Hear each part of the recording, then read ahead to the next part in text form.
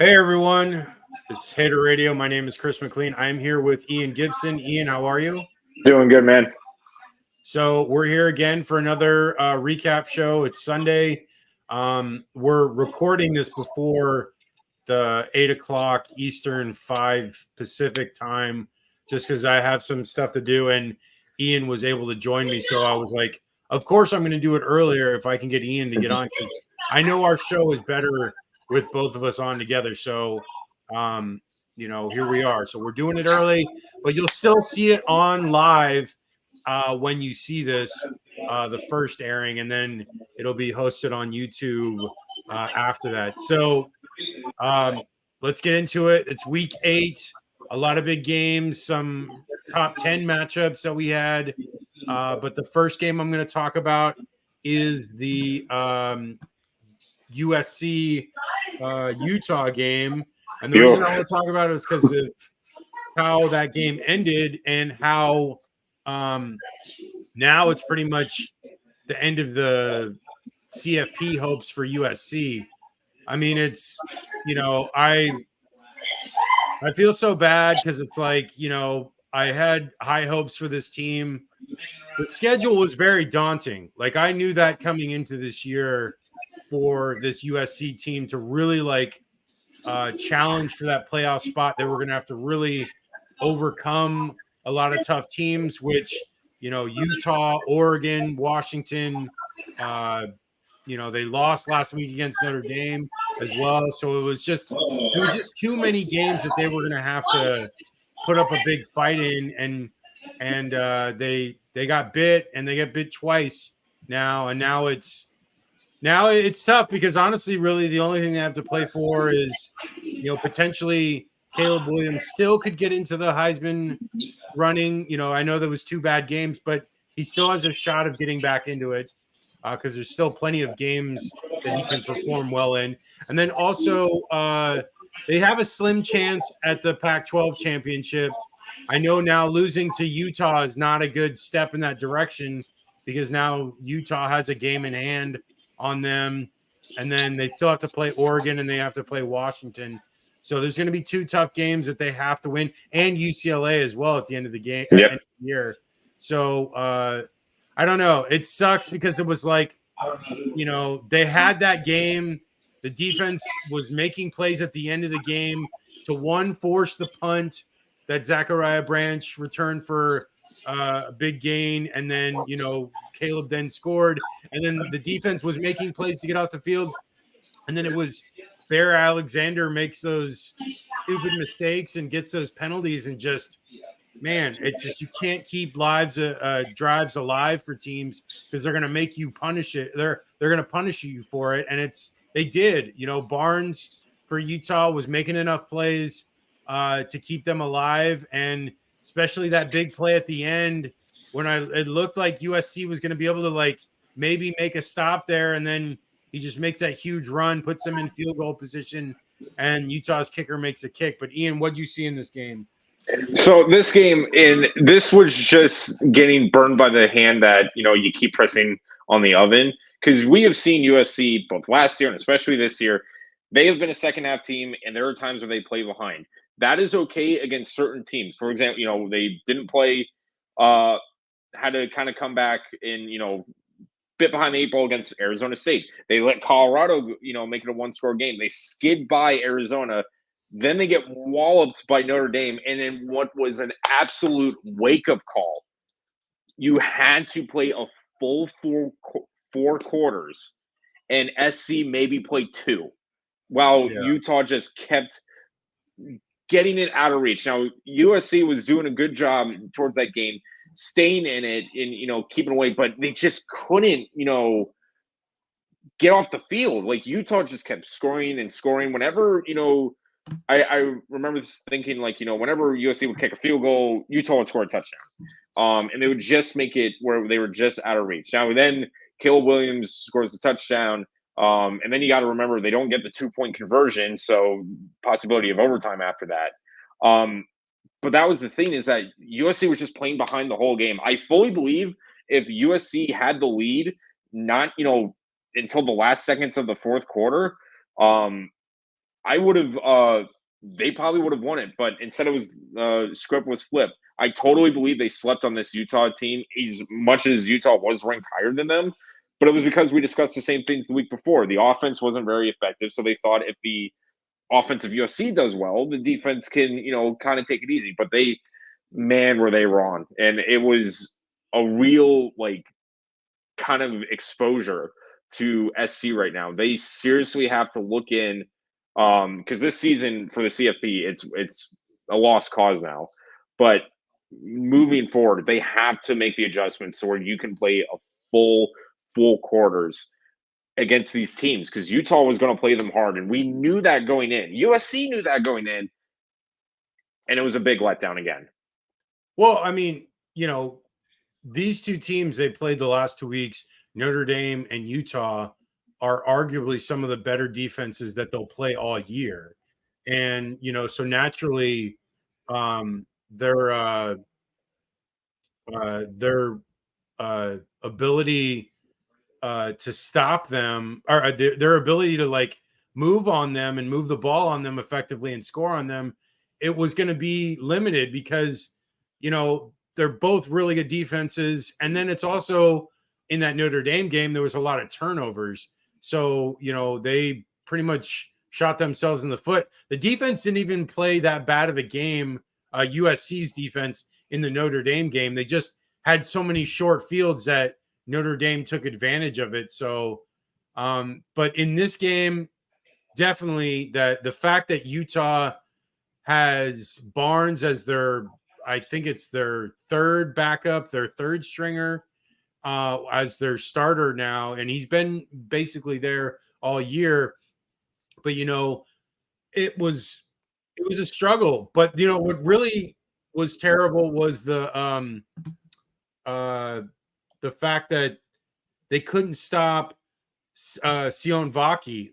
Vaki had nearly 200 yards total between rushing and receiving, and he was all over the place. I mean, he was wide open. He was making plays, just making their defense look dumb. And it's also, I don't know.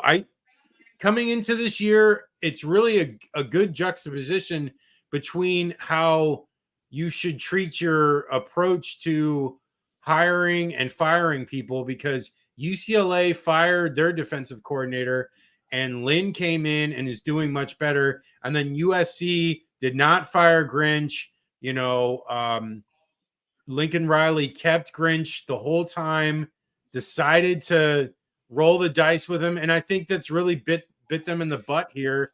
And so, it's going to be a problem going forward because their defense is not strong. And I saw somewhere, I think it was even Matt Leinart said, there's a chance that this team could go 7-5, and it's not that far of an unrealistic possibility, to say the least. Okay, let's move on to the USF game. USF Yukon. USF, we were talking about this before we got on air, that USF really struggled in this game and really was behind the 8 ball because they were down 21-10 in the fourth quarter, and it looked like it was game over. And I was nervous. I was like, oh, come on, man. We cannot lose to Yukon. Yukon is one of the worst teams in all of FBS.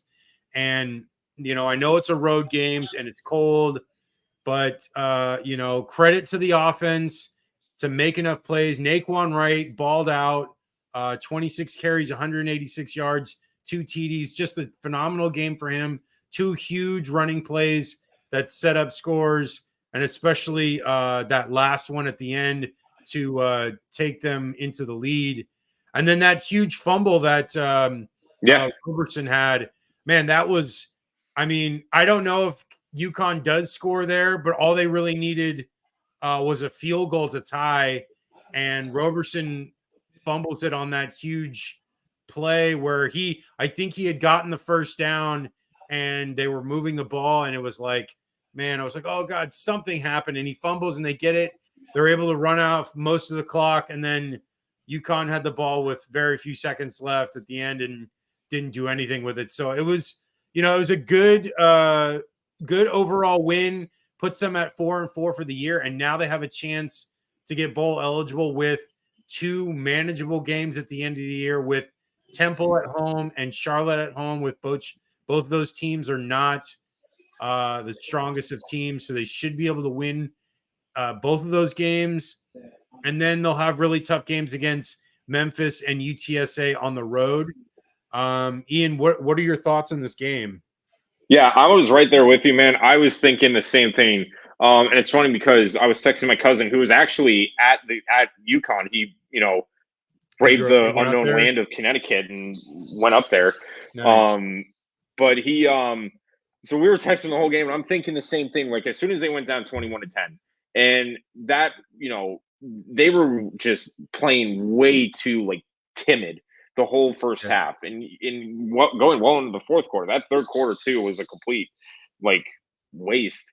But I was thinking, like, they're sustaining drives and they're getting turnovers, but they're not Yeah. capitalizing in on them. And that was the most Yeah. frustrating thing, was that it literally looked like South Florida was playing better and looked like far superior team, but the execution was not there, and they finally got it going in the fourth quarter. But I was right there with you. I was like, there is no way we should be losing to Yukon right now, or about to lose to Yukon. With that being said, less than 10 minutes, this USF team has shown twice now. Now this is the third time of not counting them out coming in the fourth quarter. It is really impressive. Again, just seeing it night and day between last year and this year. Like, last year, I seriously doubt USF would have been able to get a touchdown with that last 10 minutes. But with the way the offense was running, and then with that momentum going in, once they scored that first touchdown, you could tell the momentum was on USF side. Then they get that big turnover, they capitalize on it, and then USF, just runs away with it. With that being said, this was by far not a pretty game, and it was definitely not a good game. There are certainly a lot of areas USF needs to look at, especially in the short passing game. There were so many passes that were just either dropped, not thrown in, tight coverage, and just wasn't the right read. And that was Byron Brown. I think he had over 60 yards rushing, but there are times, I think, with the way this offense should be constructed, it should be built around his strength. So if you're Byron Brown, you should be seeing, okay, if he's covered, run with it. At least get something. That was the other thing too, is that the offense, there were times where they would just, throw it away, take a sack, when you could have maybe gotten 3, 4, 5 yards and made it, 2nd and 5, 3rd and 3, make it easier for yourself. It seems Yeah. like USF was making it harder than it needed to be.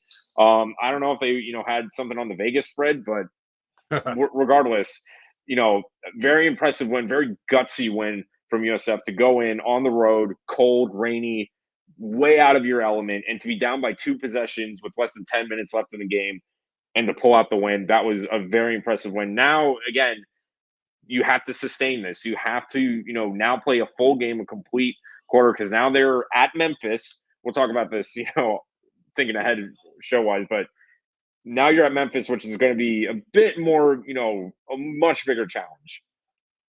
Oh yeah, I mean, Memphis is a way better team, and their offense is gonna definitely score some points. So the key for that game in the future is to be able to put up enough points to stay in that game.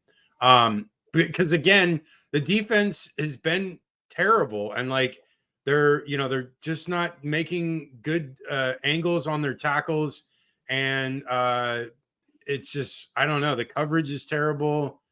It's tough to watch on defense. I honestly don't even really want to watch them play on defense because it's so tough to watch. But they did make those turnovers, and really those turnovers were the difference in the game, because they were able to thwart a lot of Yukon drives.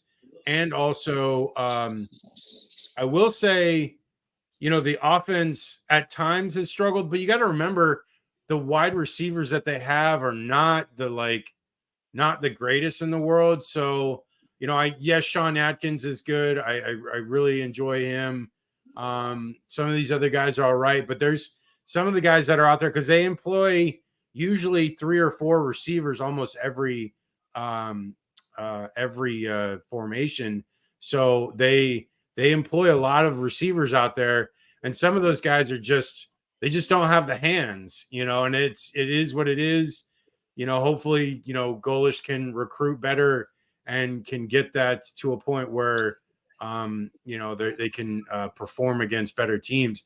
But the one thing I will say from this game specifically is in the 3 years of Jeff Scott, they won 4 games. In 8 games into Alex Golish's tenure, they already have 4 wins. So to be able to do what they did in 3 years in 8 games, that is phenomenal. And you can't overlook that. I know it's like, it seems like we're kind of turning a corner here and we're like wanting more, but it's like, you got to appreciate this fact because that was, the last 3 years and then the 2 years before that with Charlie Strong. So it's been 5 years where it's been tough sledding. And, the last time that we've had real hope in this team has been a long time. So it's exciting to really see the difference in the play, especially the offense. It's like, this is why I didn't give up when I was watching the game, because I was like, you know what? I know this offense can score really quickly. So even though they're down 2 scores, I still have a strong belief that they're going to be able to take advantage of it and to get themselves in position to score again. Okay, let's move on. UCLA, Stanford. UCLA smokes them, but the difference in this game was that UCLA benched Dante Moore and put in Garbers.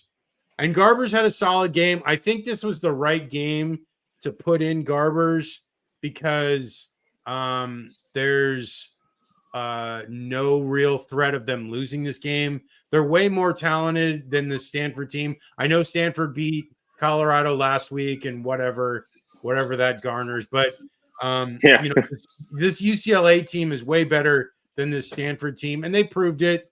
It wasn't even really in doubt at any point. Carson Steele had an okay game as far as yardage, but had 3 TDs on the ground. And Garbers had a solid game getting the ball to different receivers. No one had more than 54 yards. So it was a lot of moving the ball around because Garbers had 240 through the air. It was never really close. UCLA wins 42-7. You want to talk about this before we move on? Yeah, I'll just real quick. I'd say about the Garbers thing, because that was definitely the topic of this game. It definitely made it easier because you could tell like UCLA was humming on the run game. So you were right. I don't think it really was that much of a like ripple effect of him coming in. This was the right game to put him in, and he did play very well. But it was also because it was complemented by a very strong running game. I believe they had over 220 yards of total rushing, which is very impressive. But again, this was a game that should have been a layup, and it definitely proved that it was just an all-around solid win for the Bruins. Yeah, and I don't know what's going to happen going forward if they want to put Dante back in. He got in later in the game. He is more talented than Garbers in the pass game, but Garbers obviously is more athletic because he got 51 yards on the ground. So maybe they want to implement the run game more, and I think maybe this is the right move. But I do like Dante Moore a lot, and I think if not this year, and because there's still a lot to play for UCLA this year. It's not over. They only have I know they have 2 Pac-12 losses, but if they win out, they'd end up being 10-2, and they have a slim shot at getting to the Pac-12 championship game. So there's still a ton to play for, and I think that's maybe why Chip Kelly made the move when he did, because if there is an opportunity to do it now, it's in a game where there's not as much much pressure, which there wasn't pressure in this game at all. So he made good plays, and because he didn't look that great in that Coastal Carolina game in the beginning of the year, Garbers. So I think it's a way of easing him into the rest of the year. It's probably a good move because Dante has been very turnover prone the Shaky. last couple of weeks. Yeah, he had 3 interceptions last week. So maybe it's just he's a freshman and it's just that's what's happening. And maybe he'll learn into this and figure it out. I think he will. But as of right now, they have a lot to play for. And I think Garbers may give them a better shot at this point going forward. Okay. Rest of the schedule of the teams that we don't cover because Florida is off this week, said their bye week. But I'm wearing the shirt because you know what? It started Florida, Georgia, and to hell with Georgia. Okay, so first big game of the day outside of the games we cover was the Penn State Ohio State game. I mean, this was a bit of a snooze game because it was so low scoring. Penn State's got a really good defense, and Ohio State has a really good defense. So that could probably tell the story there. But I really think what it is for Penn State, Allaire, their quarterback, is just not that good. He played great against these bad teams the last several weeks. So he looked like he was turning a corner. But when he finally goes up against a good defense, he was under 50% completion percentage. And that's not going to cut it if you're going to try to win these big time games. And he only had that one touchdown pass at the end of the game. It was in garbage time. So like really, you know, he for the rest of the game, he didn't perform very well. I think McCord did very well. Didn't score a ton of points, but he still had over 286 yards. And of course, you know, Marvin Harrison Jr. went off. The kid's a stud. Yeah. You know, he's a top 10, maybe even top 5 pick coming into the draft. And, you know, I hope he stays healthy going into the playoffs so that they get a good chance. You know, that obviously we'll have that big game against Michigan, but there's a chance that the loser of the Michigan Ohio State game still goes on to the playoff, much like last year. It's a pretty good chance. Both of these teams are really good, and they deserve a chance at the playoff. I don't think Michigan is as strong because years past has shown they cannot go up against really good teams outside of Ohio State. But Ohio State has obviously proven they belong. But I don't know. It really has been status quo because Penn State has yet to prove themselves in these games against Michigan and Ohio State. I think Ohio State definitely deserves to be in the conversation of top teams, and Penn State probably does not deserve to be there. What do you got, Ian?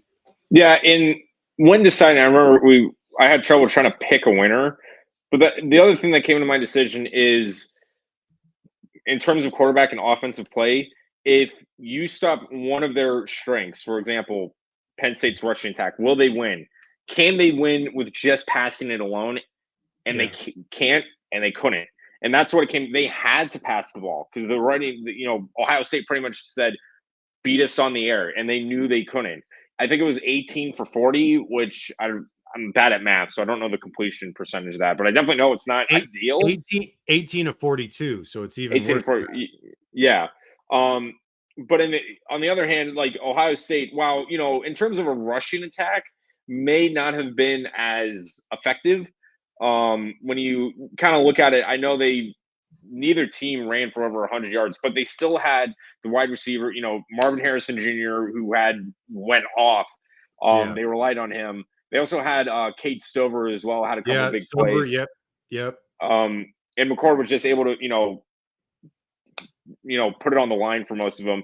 On the other hand, Penn State they're not equipped to win these type of games where you have to pass it to win it. And if they get in his face, they're not going to perform as well. So it was kind of, once you saw the game play out and once Alar threw his, 28th pass and it was like barely the third quarter, that's when I was like, okay, Ohio State should have this. And once it got into the, fourth quarter, it was all over. Ohio State knows how to win that quarter.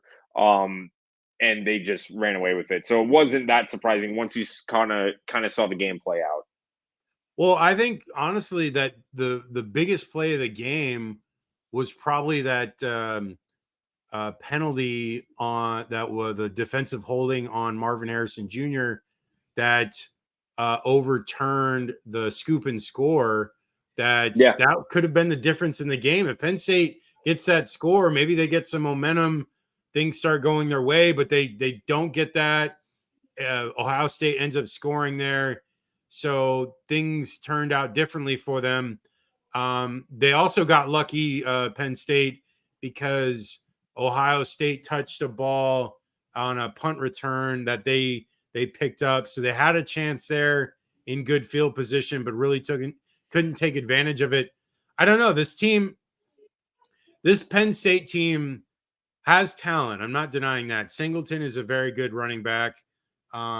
There's some other pieces there that I like. Defense is strong, but it's just, I don't know, that they've never really had a good quarterback. And like the entire time that James Franklin has been there at Penn State, their quarterbacks have been subpar. And so if you're not going to get great quarterback play in games like this, where you have to pass the ball, you're more than likely going to lose those games because you can't rely on someone that's going to complete less than 50% of passes. Okay, moving on. UCF Oklahoma. What an interesting game. Oh my God. UCF, they were like doing, it wasn't like they were moving the ball consistently. They were like getting these huge chunk plays off somewhat of like the one play, it was like that RPO where Plumlee goes off to the side and the receiver was wide open and it was like an 85-yard touchdown. And so it was like some of those where it was like, whatever. Oklahoma was really driving on them a lot. And they were, for the most part. There were parts of the game where Oklahoma struggled to move the ball, and it looked like UCF might be able to take advantage of it, but they had the ball a couple times up like 6 points and couldn't take advantage of it completely. And Oklahoma just kept coming back and finally takes the lead and then takes the 8-point lead. And that was honestly the difference, because they took that 8-point lead there into that last drive. UCF does go down and score, but it was too much to try to get a 2-point conversion, and that's the difference in the game. Dylan Gabriel looked pretty good.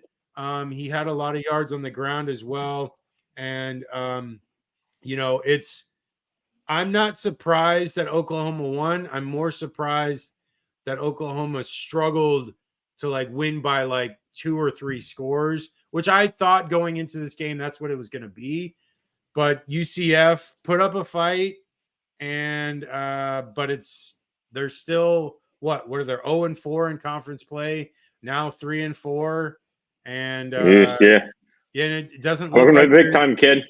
Yeah, and it doesn't look like there's many wins on their schedule left. So they wanted to play big time. They wanted to be in a big Power 5 conference. They're getting their wish, and I honestly feel like Gus Malzahn is actually recruiting well, but I don't feel like he's going to be there to be able to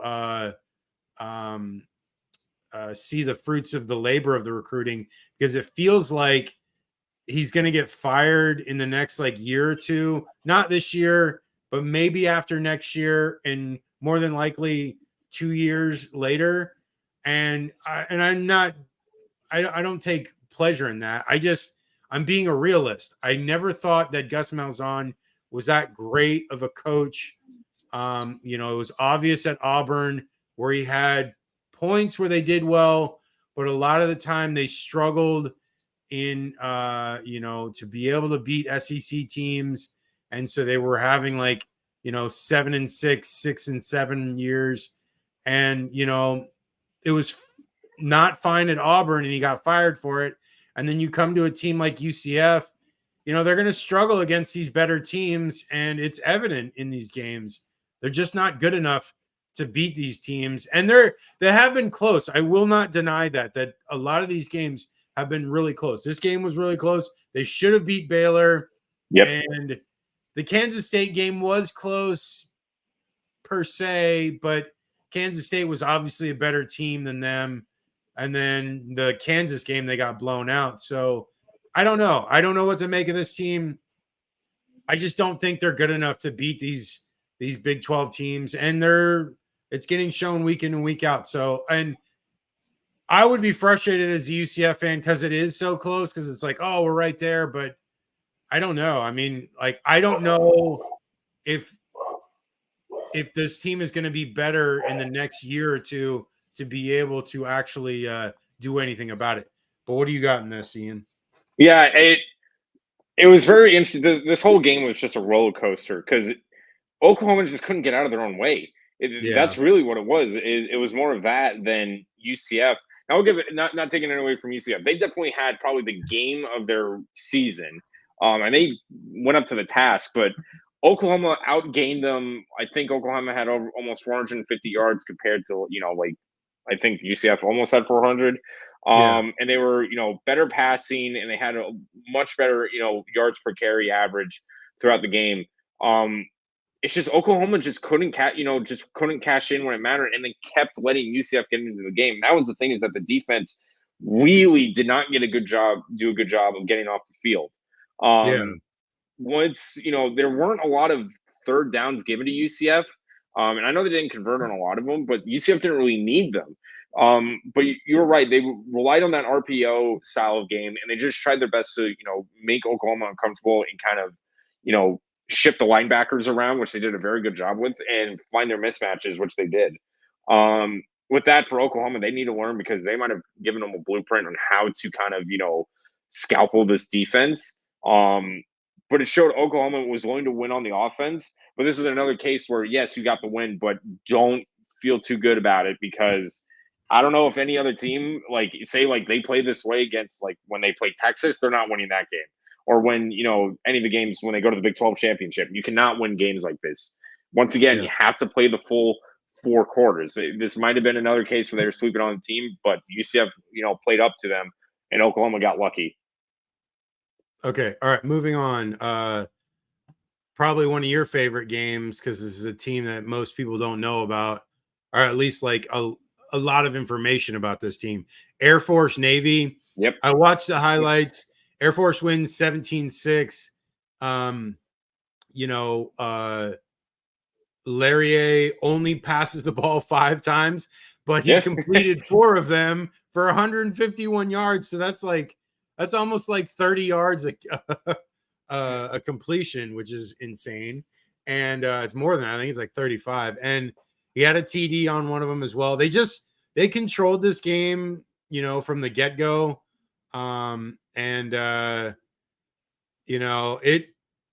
This Navy team is not terrible as far as like discipline and like defense.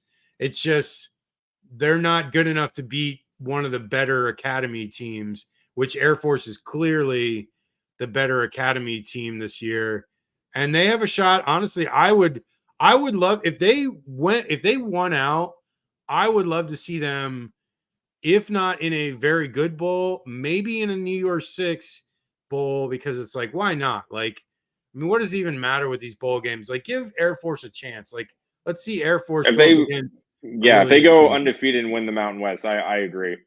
Yeah, exactly. Like, I'd like to see that. I think everyone would like to see that, because it'd be kind of cool. It'd be like, we don't normally get a academy team actually going up against really good teams. And, I know Army got smoked by LSU, but Army isn't that good this year, but Air Force is. So maybe, Air Force goes up against one of these good teams, and maybe they actually make a game of it. But your thoughts before we move on? Yeah, just real quick. It was definitely really entertaining to see Air Force, kind of, use, I wouldn't even call it a trick play because it's a pass play, but you could tell Navy was not ready for it. So they literally maybe had 3-4 times at best to really, kind of jump on them. And Air Force, did it. They did it at the best possible time, because again, they scored that, 90+ yard touchdown backed up on their own end zone. Yeah. But all around, defensively, Air Force, shelled out and did a good job of, playing keep away from Navy. Navy had to forced to rely on the air, and as good as they actually did on the passing game, it's just not their style of play. So Air Force, well controlled the game. I think they almost tripled the amount of yards Navy had. So all in all, the score definitely, I wasn't surprised by that, but I mean, it was a very kind of predictable outcome for the Falcons. Yeah, they had 288 to their 124. Yeah, so almost triple. Okay, moving on. Washington State, Oregon. The score doesn't show how Oregon pretty much took control of this game in the second half. They win 38-24. It was a close game in the first half, but Oregon really just Oregon is proving that they're definitely one of the better teams in the country by far. Like, it's not even and I know they lost to Washington last week, but it was obviously a close game because they had the field goal attempt at the end to tie. So, it's Bo Nix is a very capable quarterback, threw for 293 yards, 2 TDs. Their running attack was solid. Irving had 129 yards on the ground. Nix was throwing the ball to different receivers. They were ahead enough into the fourth that it was, on cruise control at the end. And, they didn't even throw the ball a ton, and they still had nearly 300 yards. They threw it 25 times with 18 completions. And, they had no turnovers.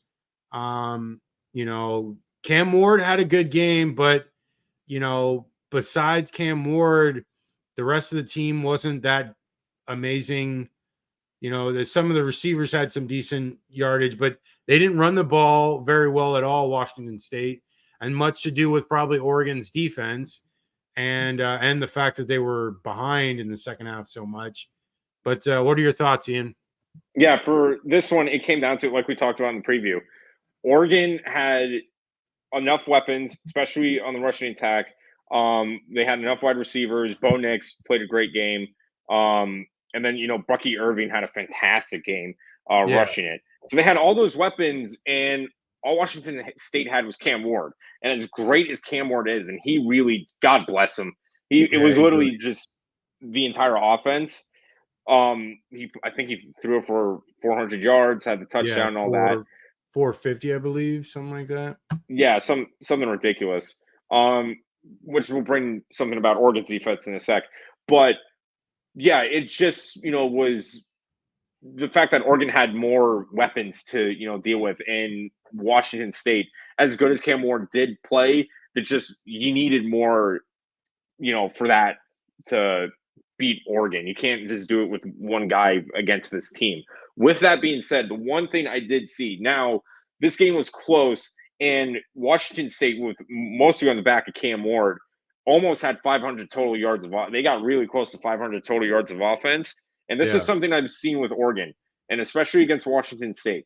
Mobile quarterbacks are their Achilles heel. They cannot keep them in the pocket. For whatever reason, Oregon doesn't put a spy at linebacker, or at least as often as they should with these guys.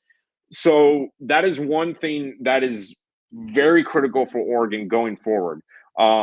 They have to adjust the defensive scheme when they know they're playing against these, dual threat quarterbacks.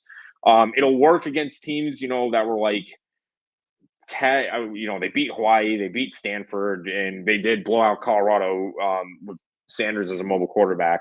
But it's a matter of like just containing them in the pocket. That's why we're thinking way too far ahead here.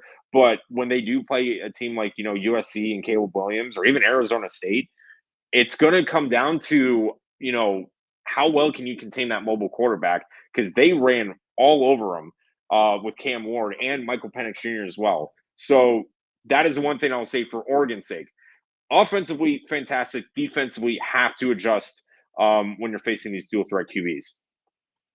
All right, moving on. This was a fun one. Tennessee, Alabama. I honestly, coming into halftime when they were up 20-7, I could have swore that Tennessee was going to win this game because they were getting down the field, getting scores, and they were really bottling up Milroe, and Milroe was like not able to convert third downs, and they were struggling. And then I don't know what it was at halftime, but they really turned it on, Alabama, and they really shut down Joe Milton, and Milroe went off. I think they ended up scoring I think 27 points. I think it was 27 from on that hands. point. Yeah. Yeah. So 27 points in one half, and then Tennessee didn't score any, and they were clearly the better team in the second half, and it wasn't even close. I mean, they got the scoop and score late, so that kind of helped with the scoring. But they were moving the ball. Milroe was making plays. He had a lot of long touchdown throws, and they made the stops when needed. And this Bama team, if they figure things out, man, they really have a shot at getting back in the mix. I know they lost to Texas earlier in the year, but it doesn't hurt their SEC championship goals. And if they keep on winning, obviously the LSU game now stares, down the barrel because it's coming up not next week, but the week after, I believe. And so, it's interesting. The people had basically thrown dirt on Nick Saban's grave and were just assuming that he was done and that this team wasn't good enough. And they were throwing a lot of praise behind Tennessee because it was like, oh, they were still, 5-1 or whatever they were coming into this game. And, they were moving the ball, in the run game, and the defense was playing strong for Tennessee. But honestly, man, this Alabama team is now like where we thought they were dead. They have life, and it's like I don't think Georgia is as unbeatable as people thought, and I think Bama has a chance here to really kind of get on a roll. They have tough games, like I said, like the LSU game and the Auburn game, and then if they do make it to Atlanta for the SEC championship game. So we'll see. They're going to get tested, but this team, as of right now, looks pretty stout, especially on defense, and they look to take advantage of the situation. So what are your thoughts, Ian? Yeah, this was literally like a two-faced game because it was like one team showed up, the other took a break, and then the second half it was completely flipped. Tennessee had this game; they had them. They were getting pressure on Milroe, and that is one thing that you can see. If you get Milroe to force him to throw it, you're gonna end up pretty good. But with Tennessee, they just for whatever reason got away from that. They played more zone, and Milroe was able to kind of run it more, go through his progression, and they made him comfortable in the pocket. That is the last thing you want to do with these QBs. So Tennessee really they got bit and bit hard for that. But they were up, 20-7 going into half, and then Bama gets the ball really quick, and scores instantly. It didn't take one. It was only like 2 plays in the Yeah, it was 2 second half. plays, like 70-yard drive, something like that. Yeah. Yeah. And then Tennessee, gave up a touchdown, and that was where you could kind of feel Tennessee was playing not to lose instead of win, which you just can't, against Bama, that's not how you're going to win. You have to attack. Tennessee was playing very passive. Play calling got very, shallow, wasn't very creative. And their offense relied on, getting Milton to, do something with what he had. There wasn't a lot of movement going on the offensive side for Tennessee when the few times they had the ball. And that was the biggest thing, too. A part of the reason why Alabama dominated is because they dominated time of possession. Yeah.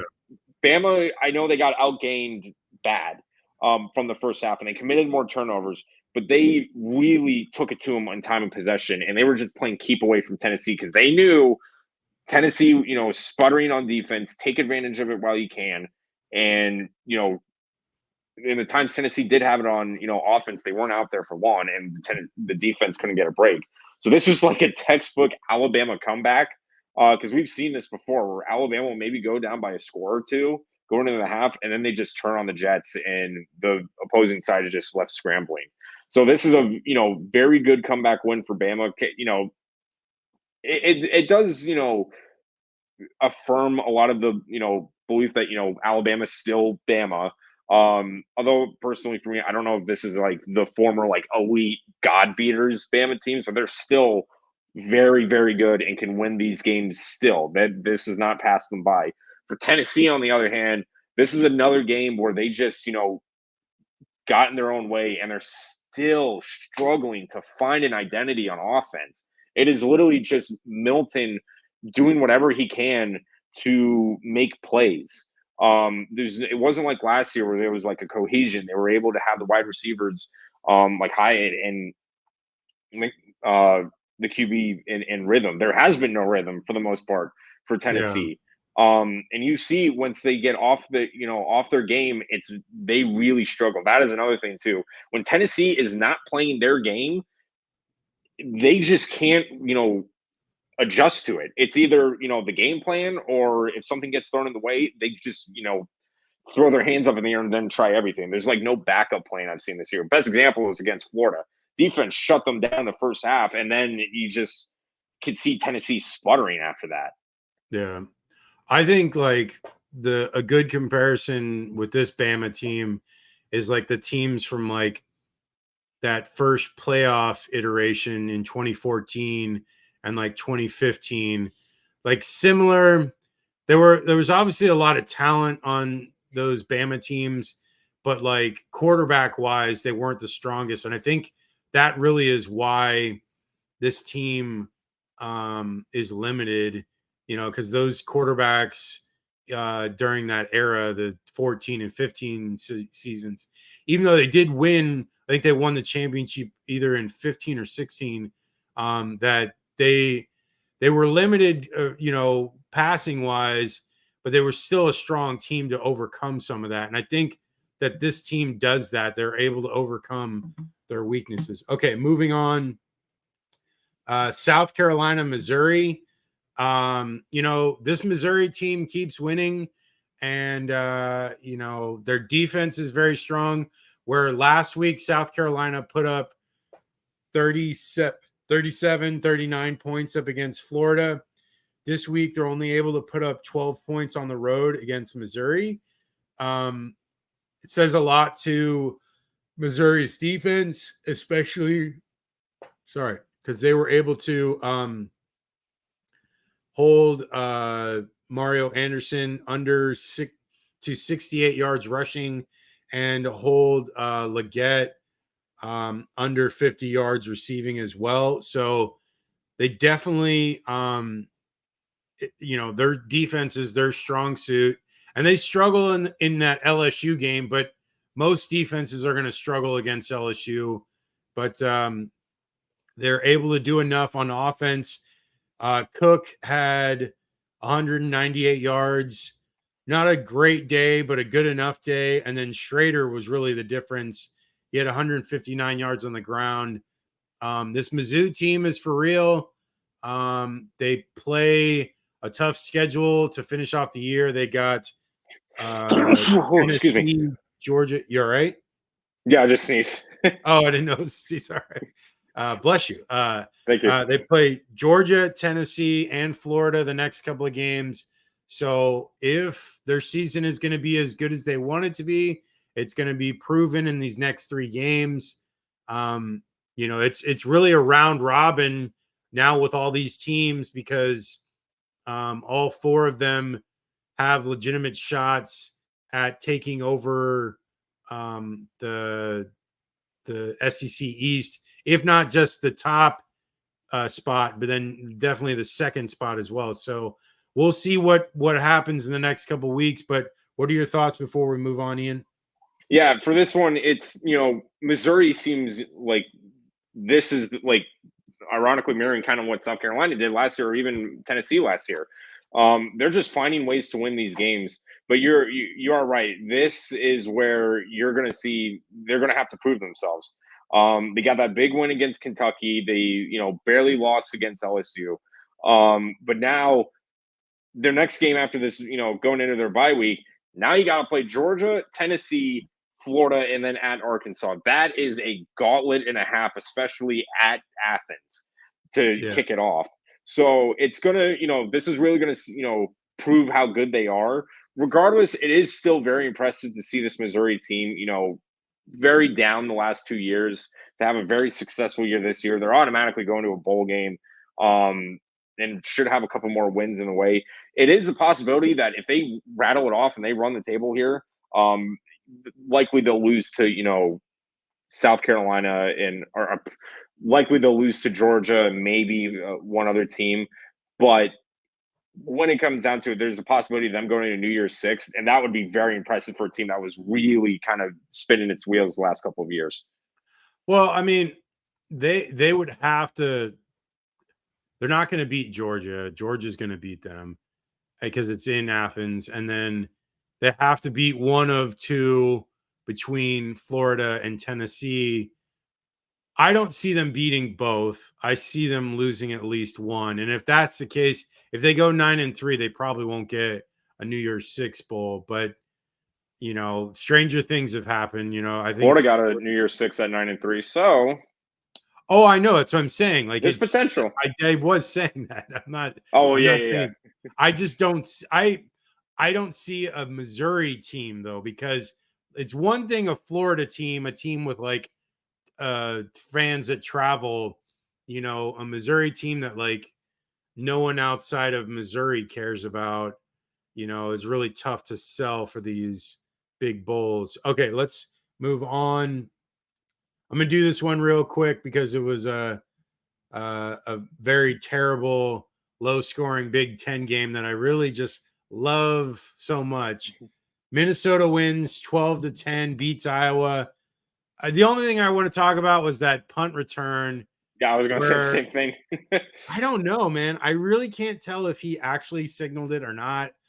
I don't know what they were looking at. I mean, obviously he's making a hand motion, but it's like he's making a hand motion telling his team not to touch it or something, or to like clear out or whatever. I don't know. It doesn't look like because it's clearly doesn't look like he's going to fair catch it.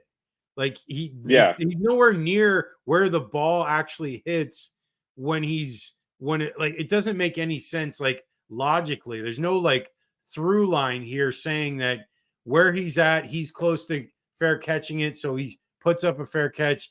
He's like moving towards it. It's gonna hit. He's like flailing around. I don't know. I guess because if you are making a motion like that, that is the motion to say fair catch, and it's a safety thing. And so they want that always as the motion. You can't like fake that. So they just have to go with it. What are your thoughts? Yeah. So with that one, well, it's funny, the whole reason for the whole like waving the hand thing was actually because Percy Harvin used to do that. He would just do like this, but you had to do this specifically. But then it got to the point where he would just like do this and they wouldn't call it fair catch. So they were just like, okay, we got to make a rule for this. But I agree. It looked like he was calling them like, telling them to stay away. Yeah, that's what I thought. That's a really, I think it was because he was doing, because he was doing this. And I remember Percy doing that, and that's what they would call a fair catch. So I don't know if that's a really like hardcore rule to abide by. But I mean, so here's the thing. They get the fair catch, and the ball is at like what, midfield, and you have a minute left, and you can't get to field goal range. Yeah, like true. I get it. Iowa does not have a good offense. In other words, the sky is blue. But dude, at least like, so what? They were at like what, the 45-yard line, 10, 20. You can't get 20 yards. Like, really? You can't? I don't know. So that was while everybody was freaking out about that, I'm like, well, first of all, how do you lose 12-10? Second of all, how do you not get 20 yards to even get into field goal range? Yeah. That was the biggest thing. Yeah, that's a really bad call, but still, in my opinion, like Iowa, they got nobody to blame themselves. You had 4 quarters to score more than 12 points, and they couldn't do it. Speaking of low scoring, are we going to mention Arkansas, Mississippi State? Oh, I didn't have it on here, but we should. Arkansas loses 7-3. They ended up firing their offensive coordinator today, Dan Enos. It's very similar. I don't know if you remember, like I think it was Auburn and 15 Mississippi State. It was like 3-2 or something. Yes, yeah, it's very similar to that. So it's it's it's pathetic football at its best. And I guess I can't argue that SEC has more compelling games, but they usually do. Usually their offense scores more. So it's just this game was obviously very terrible. This Arkansas team has the wheels have come off, and the ship is adrift, and it's just whatever metaphor you can give, but it's over. And I feel bad for him because it seems like Sam Pittman is a good guy, and a lot of people like him in the coaching profession, and that he is, he had a little bit of momentum there for a year or two, and it's could just be this year is all lost. And it's, they might just be willing to, like, hey, let's get into next year, see if there's something different. But considering that they had KJ Jefferson and Sanders coming back, they had a lot going forward for them, and they couldn't take advantage of the situation. So it's a really tough schedule. I won't deny that, but I don't know. It should have been better. They should be at least 4-4 right now, and instead they're like 2-6. So what are your thoughts of that? And then we'll move on. Yeah, that was the only thing I was going to say was I thought that was a Big Ten game. Yeah. Watching that one, but I was like, God, and I'm thinking because they had, God bless KJ Jefferson, like he's literally like a Ferrari in a trailer park right now. Like he's so much better than that, and I feel so bad. But I mean, golly, you got really 4 points. You can't score 1 touchdown. Terrible. Okay, moving on to an interesting game, a very interesting game. This was, Houston had the ball at the end to try to tie it, but Texas wins 31-24. Texas had a lead of 21-7, and then Houston storms back. Then Texas, they were matching scores, and then Texas comes back, takes the lead late, and Quinn Ewers went out. I don't know. I didn't get an actual I didn't figure out what happened with Ewers, why he went out, but he was held out near the end. They ended up scoring that late touchdown to put them ahead. But what did you hear about Ewers, why he got hurt? There was something with his shoulder. Okay, right. That's what I heard is there was something bugging his like right shoulder, and apparently he tried to throwing it, but they weren't going to risk it.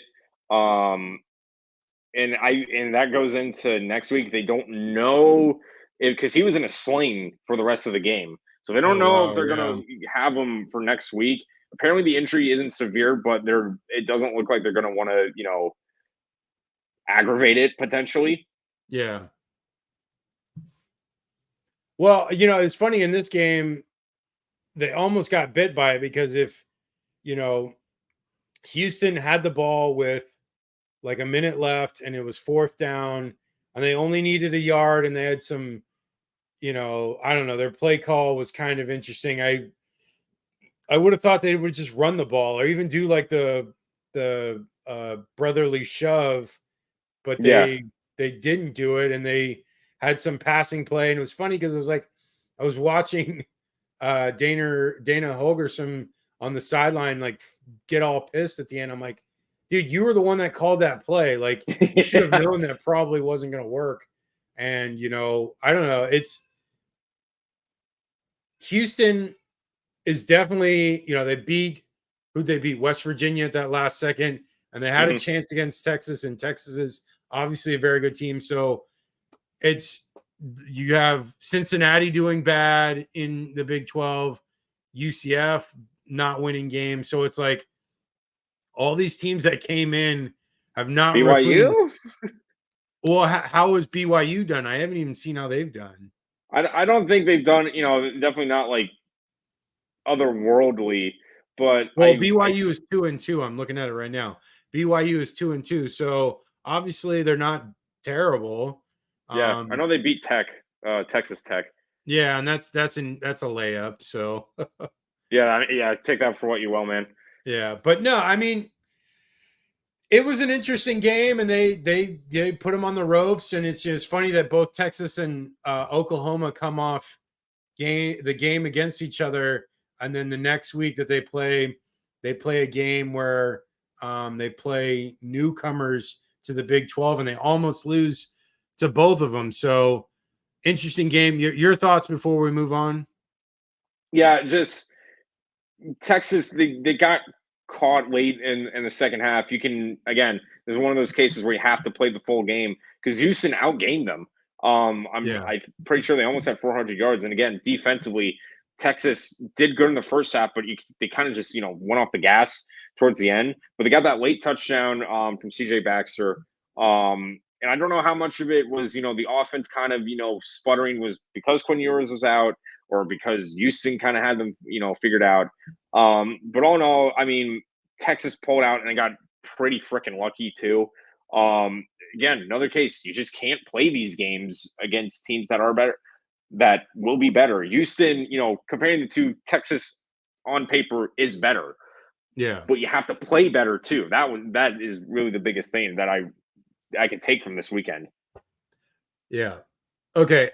Next game, the upset of the week. Virginia 1-5 beats undefeated North Carolina 31-27. Drake May has 347 yards, 2 TDs, but an interception. And then Musket for Virginia, a paltry 208 yards, but they made the plays when needed. And, I didn't see the highlights on this one. I just put it up because we didn't even have this game selected as one of the games because I totally thought North Carolina was going to trounce them. Just surprising that North Carolina loses this game. What are your thoughts, Ian? And this is what it came down to because I was watching this game. This was the biggest thing. Yeah, North Carolina, they got down pretty early against Virginia Tech, but then they got up by 10 points. Going late into the fourth quarter, North Carolina throughout this game, they played better. They gained more yards. And yeah, Virginia had more big plays, but North Carolina was more consistent because Virginia gave up like 2 turnovers, I think. I looked at it. It was Virginia had over 37 minutes of possession time. So as soon as Virginia scored, there was not enough time left for North Carolina to respond. And that was shown when they scored against when they took the lead, when Musket threw the touchdown pass. They went down the field in 70 yards. And there were 8 minutes left, but North Carolina just couldn't, capitalize on, their possessions while Virginia did. That was the biggest thing. Virginia didn't have a lot of possessions, but man, they made it count when they knew they had the chance. And, they just kept eating that clock away to the point where Drake May had to force a pass that got picked and then it was all game over. But yeah, that was, bit surprising. I remember early in the year, I did say I'm not the biggest, believer in North Carolina because they have been shaky at times. I still didn't feel like they played a complete game against a good team. But man, I wasn't expecting this. They beat Miami pretty thoroughly. But so did Georgia Tech. Oh, I know. By accident. But then Miami just beat Clemson too, and we'll talk about that in a second. But yeah. I don't know. It's I don't know what to say. It's the ACC. I mean, they're not the teams. Once there again, they have one not good as team. Good. It seems like it's like the thing in again, showing kind of nerd here. The whole thing in Star Wars, it was like there's the rule of 2, but for the Sith, it's like the ACC. There's the rule of 1. You can only have one good, like really good team, and then everybody else has to be garbage. Yeah, well, I still don't even think that team at the top is as good as everyone thinks. Yeah. Okay, moving on. Ole Miss, Auburn. Ole Miss wins 28-21. Auburn gets a late garbage time touchdown to make it closer than it looked. But Ole Miss was in control of this game. They were up 14-0 at one point, and then Auburn came back, tied it. But Auburn just was not good enough. I mean, they're only putting up like 100 yards of passing yardage in games. So I don't know what it is. This team they're very limited. They don't have, I don't know. They just doesn't seem like they have many options. They have to run the ball a lot, and they do run the ball effectively, but I don't know. When it comes into these games where there's shootouts, they're not able to throw the ball.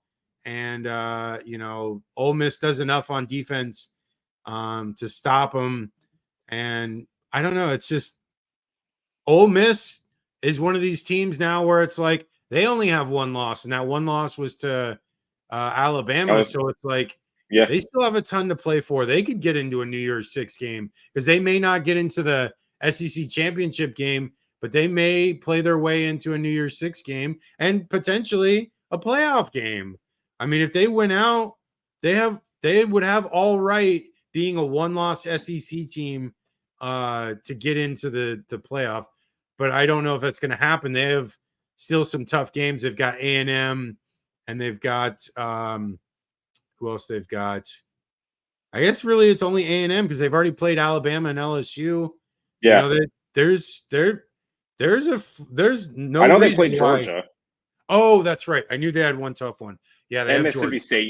You never know which way that That's true. I mean, I guess there are some tough ones, but still, they have a really good shot at it. They have that one against Georgia is going to be their tough one because I forgot about that one. But yeah, Georgia is definitely a huge roadblock from them finishing off their year. I'm surprised because that usually they put like SEC West, SEC East games earlier in the year. I'm surprised they don't see them this late.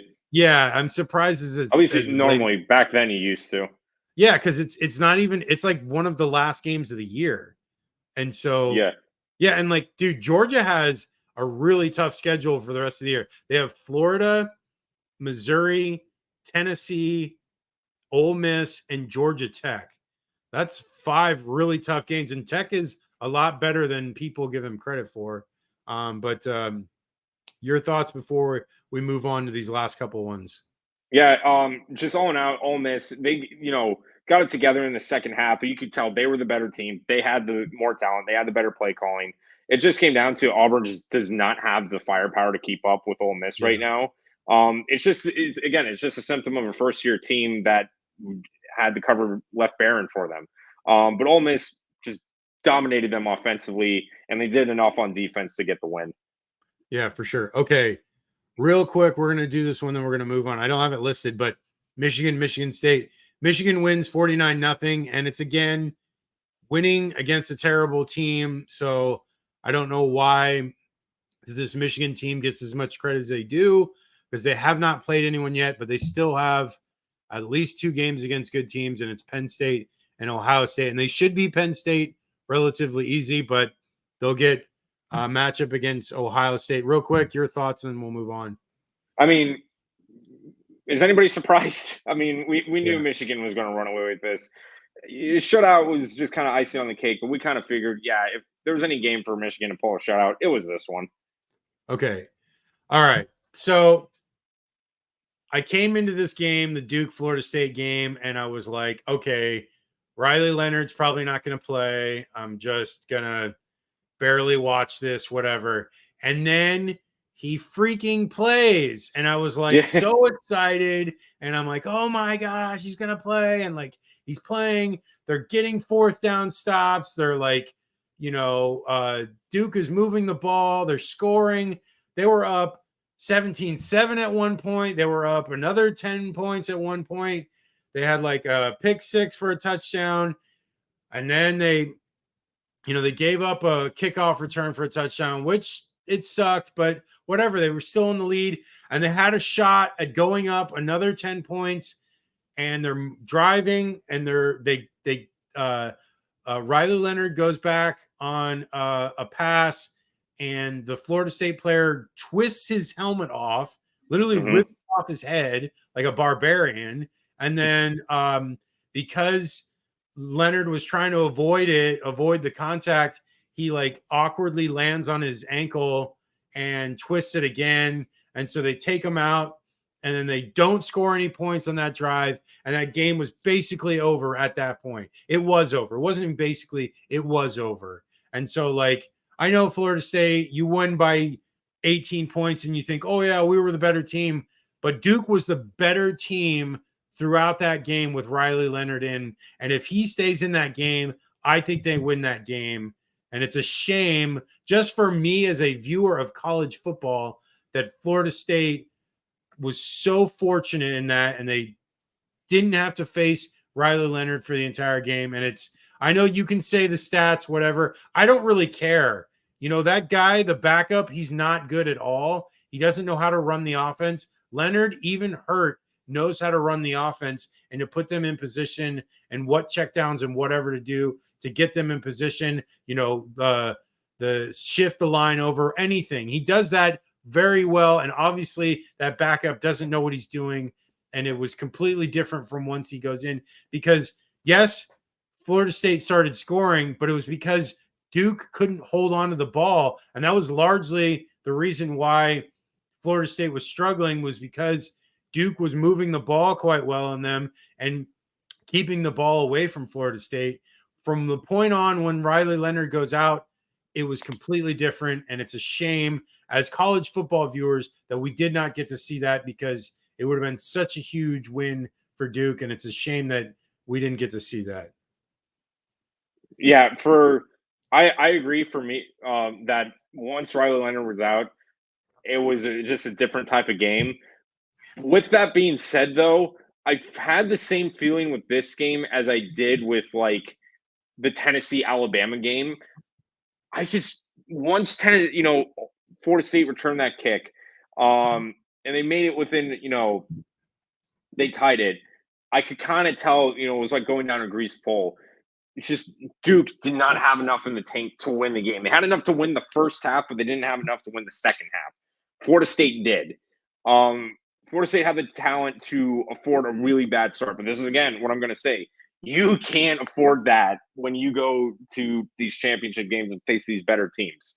So I do agree. Florida State got very, very lucky because they were outplayed big time throughout most of that game.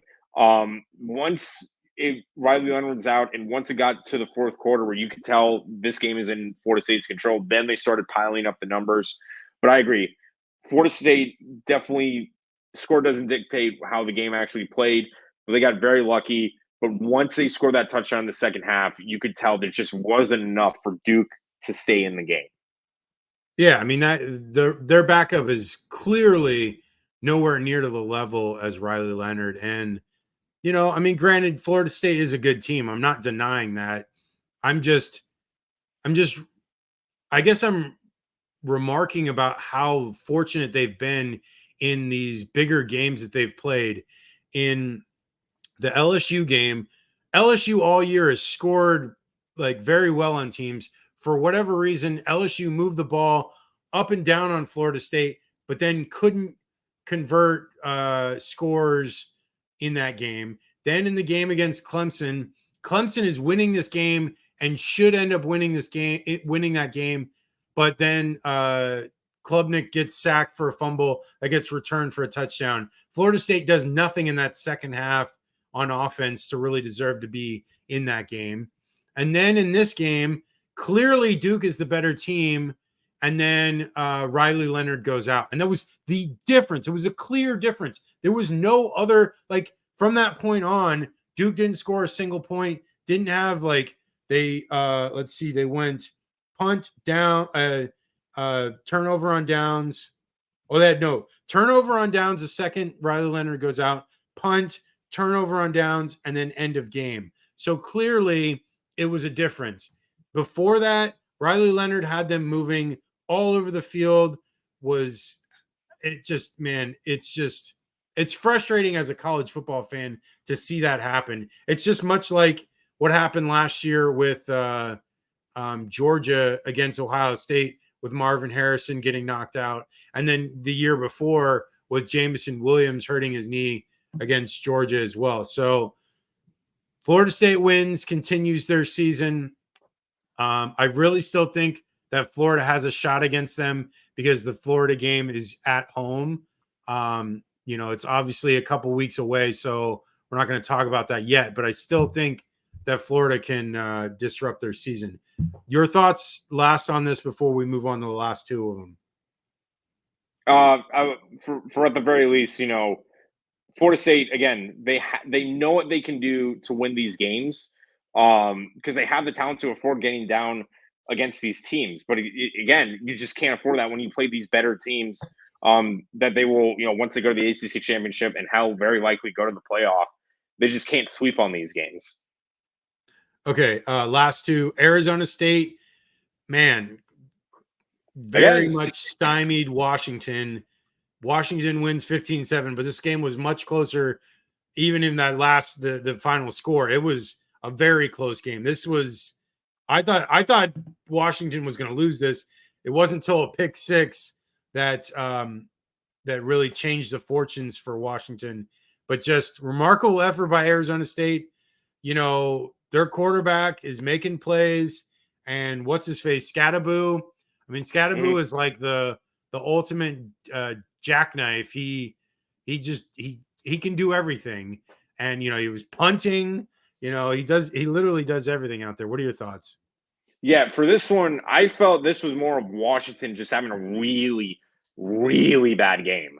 This is probably the worst game they have had all year. They only put up 200 something yards. They had over 4 turnovers, and they were dominated in the time of possession. And also, they got very lucky because that clearly should have been a pass interference call.